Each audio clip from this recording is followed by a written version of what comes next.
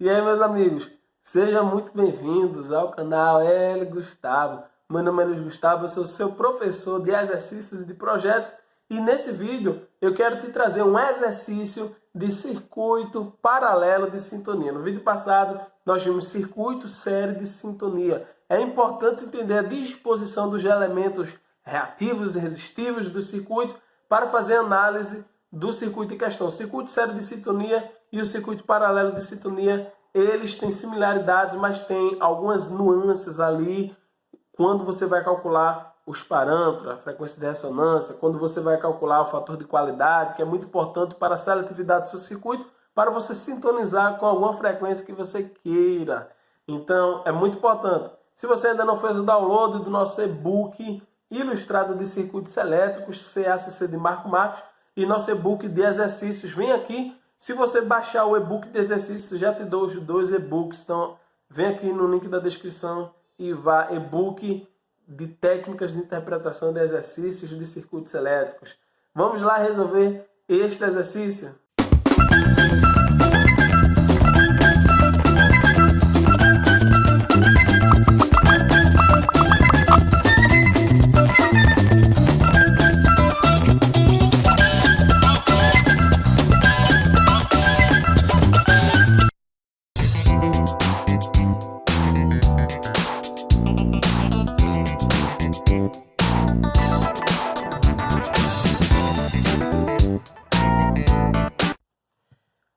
Na questão 18.15,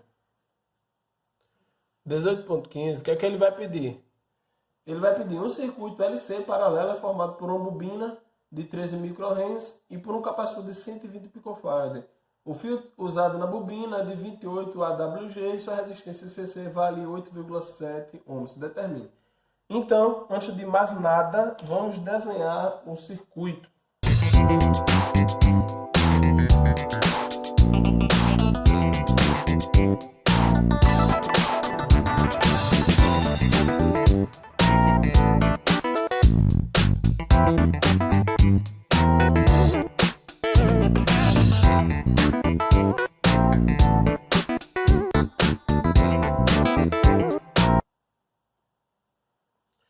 Pronto, vamos lá. Na letra A, ele pede a frequência de ressonância ideal, F0. Então ele quer saber a frequência de ressonância ideal e a resistência de ressonância ideal. Vamos lá. E a resistência de ressonância, na verdade. Perceba, só para você entender. A frequência de ressonância é a frequência que faz com que o circuito, o efeito, ele perca seu efeito reativo, vamos dizer assim, né? Então ele tenha um efeito reativo total nulo, tá? Então essa é a principal função da frequência de ressonância. O que acontece? Preste atenção. A frequência, ele fala, frequência de ressonância ideal, então ele está considerando que eu tenho um circuito onde eu não tenho um parâmetro espúrio RS. Eu só tenho os elementos ideais, o C e o L, tá? Aqui eu desenhei dessa forma porque eu já estou considerando que na letra B em diante eu vou utilizar o modelo quase ideal por conta da questão, né? Que basicamente ela força a gente a usar esse modelo. Mas como ele pede ideal, o que acontece? A frequência ideal é a frequência onde XL é igual a XC, né? Que nós chamamos também XL0 é igual a XC0, tá? E a frequência, basicamente, nós já fizemos isso em outros vídeos, tá? Você vai chegar, e aí se você for deduzindo reatância indutiva, não é? A reatância indutiva vale quanto? Ômega L. Reatância capacitiva, 1 sobre ômega C. Se você for deduzindo e você isolar a frequência, você vai chegar aqui nessa expressão 1 sobre 2π, tá? Raiz, tá? De LC. Então você vai chegar aqui nessa expressão que é daqui que nós vamos partir. Como é que você calcula a frequência de ressonância de um circuito LC paralelo? Então, você vai colocar a expressão 1 sobre 2π vezes raiz de LC. Vem para cá. Então, a frequência de ressonância vai ser 1 sobre 2 vezes 3,14. Raiz de L. L é a indutância, vale 13 vezes 10 a menos 6. C é a capacitância, vale 120 vezes 10 a menos 12. E você faz a rede disso. Quando você fizer essas contas, você vai ter que a frequência de ressonância ideal vale 4 MHz. Então, 4 MHz, tá certo? Então, essa é a frequência de ressonância ideal. E a resistência natural de ressonância? Então, é dada pela relação L, raiz de L sobre C, tá? Então, você vai ter aqui resistência natural de ressonância, raiz de L vale 13 vezes 10 a menos 6, porque é micro, sobre C, que é a capacitância, vale 120 vezes 10 a menos 12. Então, a sua resistência natural de ressonância vai ser igual a 326,5 ohms, tá? Então, essa é a sua resistência natural de ressonância. É a raiz da relação entre a indutância e a capacitância, beleza? Agora, na letra B, o que é que ele vai pedir? Na letra B, ele vai pedir a resistência RS do circuito, na frequência de ressonância. Ele vai pedir... E ele vai pedir, né, o fator de qualidade do circuito, né? Então, o fator de qualidade do circuito na frequência de ressonância. Então, vamos lá. Como é que você vai calcular isso aqui? Você precisa calcular a resistência e aí eu vou lhe dar a dica. A resistência RS do circuito, tá? É basicamente as resistências dos parâmetros espúrios resistivos do circuito, tá? Então, basicamente, quando você tem um circuito LC, o parâmetro, a resistência espúria de maior relevância é a resistência do indutor. Então, normalmente, nos circuitos LC, o parâmetro espúrio do indutor, que é essa resistência aqui, geralmente é o parâmetro espúrio RS do circuito. Quando você tem um gerador com a impedância interna aqui, você pode ter uma certa influência, tá? Nós vamos ver isso em outras questões. Mas, normalmente, se limita à resistência RS do indutor. RS0 é igual, aproximadamente, RS, tá? E como é que nós vamos calcular? A resistência RS aqui, como você está trabalhando com circuito com corrente alternada, é basicamente a resistência CA do fio, tá? E como é que você calcula a resistência CA do fio? O indutor, ele tem uma resistência em corrente contínua, que nós chamamos de RCC, que inclusive ele deu aqui na questão, ó, e tem uma resistência em corrente alternada do fio do indutor. E você precisa diferenciar. Ao variar a frequência, você varia a resistência do fio do indutor, porque ele é um elemento reativo. Normalmente essa resistência, ela aumenta, tá? E ela aumenta por quê? Porque, eu já falei, o indutor, ele se opõe à variação da tensão e da corrente, porque ele é um elemento reativo, é um indutor. E o que acontece? Essa resistência CA, ela é maior que a resistência CC, tá? Na maioria dos casos, ela é maior que a resistência CC, porque você está impondo frequência, tá? À medida que você tira a frequência, essa resistência CC aqui, ela se aproxima de zero, tá? Nesse caso aqui, a resistência CC vale 8,7. E como é que você calcula a resistência CA partindo da resistência CC? Então, você tem aqui a resistência CA é igual a parâmetro K2 vezes resistência C, tá? Que parâmetro K2 é esse? Esse é o parâmetro que leva em conta o fator construtivo, tá? O fator construtivo da bobina com a frequência, enfim. É uma relação que leva em conta esses dois fatores, o fator construtivo da bobina e o fator da frequência do circuito onde ela está inserida. Então vamos lá. Para que você calcule esse K2, você precisa calcular um outro parâmetro, que é o parâmetro K1, tá? E o parâmetro K1 é o parâmetro onde você calcula pela constante 0,0133 raiz da área de seção do fio que você está utilizando. E aí por isso que ele deu o tipo do fio da bobina, não é? Vezes a frequência que ele está no circuito, tá? Então K1 vai ser igual a 0,133. Qual é a área de seção desse fio 28WG? Olha aí na tabela. Você vai ver aí que, pela tabela, considerando esse tipo de fio, você vai ter que a área de seção é aproximadamente 0,08 milímetros ao quadrado, vezes a frequência do circuito, que nesse caso a frequência de ressonância vale 4 MHz, 4 vezes 10 a sexta. E aí você vai encontrar o seu K1, que nesse caso vale 7,5, tá? Então, olhando na tabela aí, que aparece na tela, o K12 ele é aproximadamente, tá?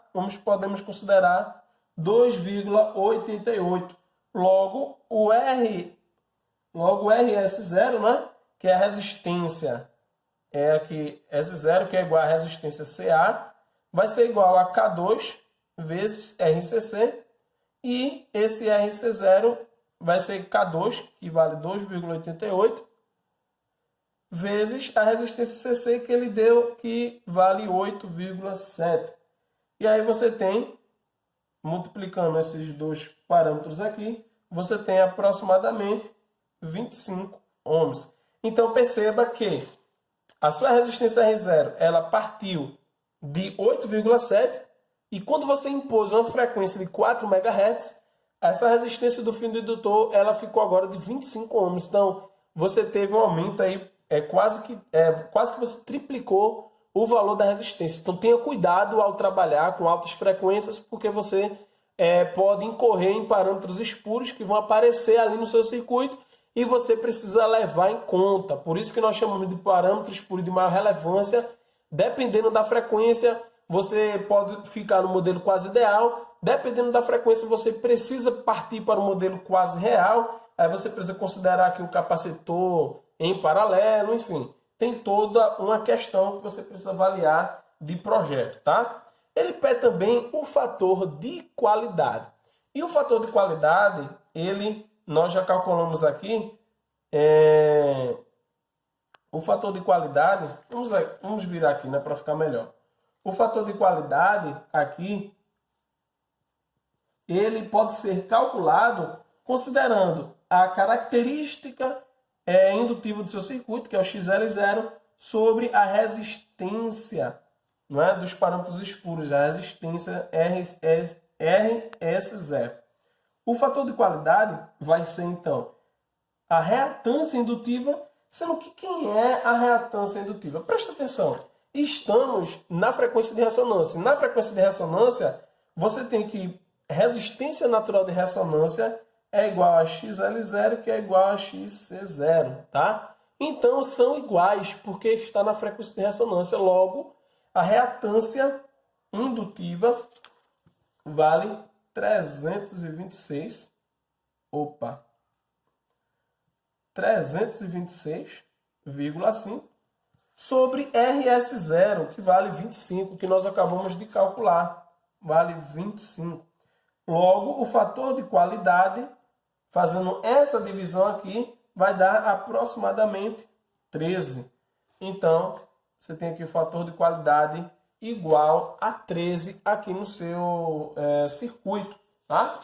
Na letra C, o que é que ele vai pedir? Na letra C, ele vai pedir a frequência de ressonância real. Gustavo, frequência de ressonância real? A frequência de ressonância real. Então, na frequência de ressonância real, deixa eu só mostrar para você aqui. Vamos virar aqui para você entender. Então, você tem aqui o circuito ideal e aqui você tem o circuito, né, quase ideal. Lembrando que tem uma resistência paralela que é RP, mas como ela é muito grande, ela não vai ter influência no circuito. E ele diz aqui, para você considerar, né, na letra B ele fala, considerando como relevante apenas a resistência do fio da bobina, tá? Então, nós iremos considerar apenas essa resistência aqui do fio da bobina e perceba que aqui você não tem parâmetros escuros e aqui tem. Sendo que para um circuito entrar em ressonância, aqui que acontece? A sua defasagem, e aí é que entra o cuidado que você tem que ter.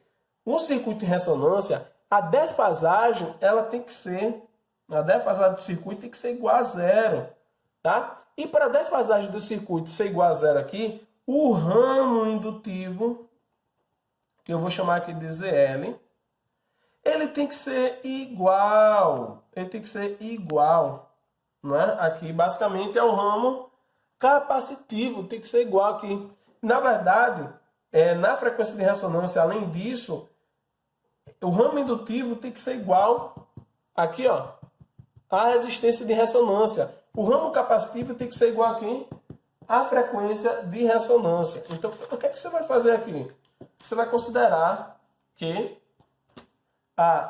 o ramo indutivo ZL0, ele tem que ser igual, ele deve ser igual à frequência de ressonância, para que o seu circuito entre em ressonância, tá? E olhando aqui, a impedância, né, do ramo indutivo, eu tenho L e tenho R. Eu tenho uma indutância e tenho uma resistência. Então, você tem aqui, basicamente, onde o módulo dessa impedância aqui vai ser a raiz, né? Vai ser basicamente a raiz, módulo de XL mais RS. Então, o módulo, né? O módulo dessa impedância aqui já está em números absolutos, mas você precisa calcular o módulo dessa impedância aqui, né? Da impedância do ramo indutivo, tá? O módulo. Então, o módulo em valor aqui e aqui fica o ρ zero. E você calculando aqui, o que acontece? Você vai ter aqui, e aí eu não vou substituir agora, vamos deduzindo. Perceba, se eu for avançando aqui, ó, eu vou ter, aqui ao quadrado. XL é ômega L, tá? Ao quadrado, RS ao quadrado, igual a ρ zero. Então, passando para cá, você vai ter ômega L aqui, ao quadrado, mais RS, mais ρ zero. Aí você tem aqui ômega L ao quadrado, né? Então, vai ser 2π F0 L ao quadrado mais RS ao quadrado igual a ρ zero ao quadrado. Então, a sua frequência aqui de ressonância, vou colocar aqui, ó, frequência ao quadrado, ρ zero ao quadrado menos RS0 ao quadrado, sobre, aí aqui quem vem, 4π ao quadrado e L ao quadrado, tá? Então, a sua frequência real, não é? Vai ser aqui, basicamente vai ser isso aqui, né? Raiz de ρ zero, RS ao quadrado zero, sobre 4π L ao quadrado. Então, você precisa considerar isso aqui. E se você calcular, vai dar aproximadamente 4 MHz, tá? Então, isso aqui vai dar 3,9, basicamente. Então, bem próximo aqui. Sendo que isso em frequências mais elevadas, isso se distancia cada vez mais da frequência ideal, tá? Então, vamos para a letra D. Na letra D ele pede a impedância Z0. Então aqui, ó, ele quer a impedância na frequência de ressonância. Então, se você olhar aqui, você tem 3 componentes aqui, tá? E aí o que é que você vai precisar fazer? Você vai precisar calcular a impedância do indutor, a impedância do capacitor, a impedância do resistor, a sua própria resistência. E aí você trata como um circuito normal, que é o que nós vamos fazer agora, tá? Então, eu vou até desenhar aqui, ó. Aqui eu tenho a fonte. Aqui eu tenho ZL. Aqui eu tenho ZR. E aqui eu tenho ZC, tá? Então, virou um circuito de corrente alternada normal, né? Circuito de impedâncias, uma malha. E como é que você faz aqui? Você precisa aqui somar, calcular, em primeiro lugar, ZC. E quem é ZC? É menos J1 sobre ômega C. Menos J1 sobre ômega. Ômega 2 pi F. F é a frequência de ressonância, vale 4 vezes 10 a sexta MHz, não é? E C vale 120, né? 120 picofarad. Então vamos colocar aqui 120 picofarad. Então ZC vai ser igual a menos J 331,7 ohms. ZL vai ser J ômega L. J 2 pi F 4 vezes 10 a sexta L. L vale quanto? Vale 13 microhenries. 10 a menos 6. Calculando isso aqui vai dar J igual a 326,56 ohms, tá? E ZR é igual a RS0, né? Que no nosso caso vale 25. Pronto, calculei as 3 impedâncias. Agora, basta fazer aqui a conta normalmente, tá? Então, vamos lá. Aqui, eu vou chamar aqui, ó. Deixa eu colocar aqui até de vermelho.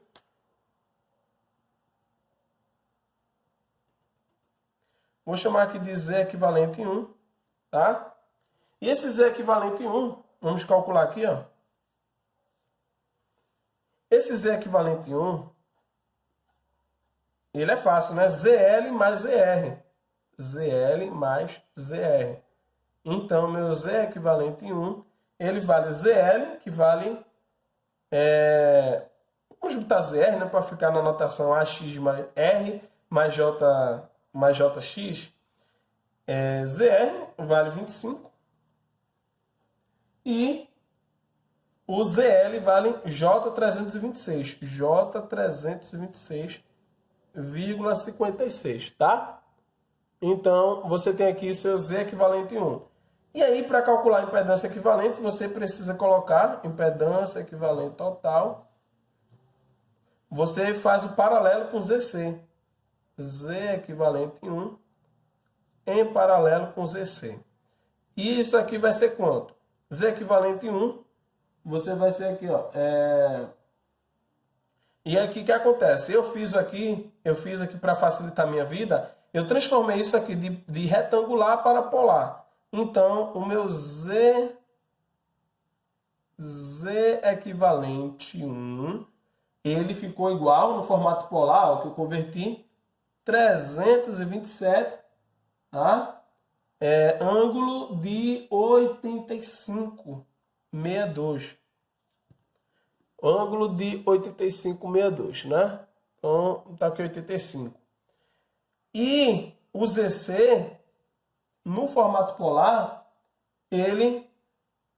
no formato polar aqui, você tem aqui o ZC menos J 331,7. Então, é 331,7. E no capacitor, o ângulo é negativo, né? A defasagem, menos 90, né?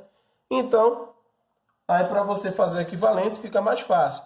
Porque você tem aqui a Z equivalente, é a multiplicação pela soma. Então, você multiplica aqui 331,7, ângulo de 90, e aqui 327, ângulo de 85, sobre a soma. Aí você pode somar aqui no formato retangular, não é? Vai ser esse, mais esse, mais esse. Então vai dar aproximadamente 25, não é? Porque aqui é quase igual. Aproximadamente 25. Então o seu Z equivalente, ele é aproximadamente 4.329, tá? Ângulo de menos 5. Isso aqui é tudo em termos aproximados, tá? Mas é importante você entender o meio, ou seja, como você resolve. Então, lembrando que aqui é o Z equivalente 0, né? Que é na frequência de ressonância, tá? E ele pede, por último, né, na letra E, na letra E, ele pede para você calcular o equivalente aqui RP, não é? Então, para você converter o ramo paralelo, não é? O ramo paralelo aqui você tem um ramo paralelo, que é o ramo, deixa eu desenhar aqui para vocês, ó, L, e você tem aqui RS. Aí ele pede para você converter no ramo paralelo. Então aqui, ó, ramo sério, né? Aí você converter para o ramo paralelo. Nós temos um vídeo aqui no canal também. Se você pesquisar, você vai encontrar. No ramo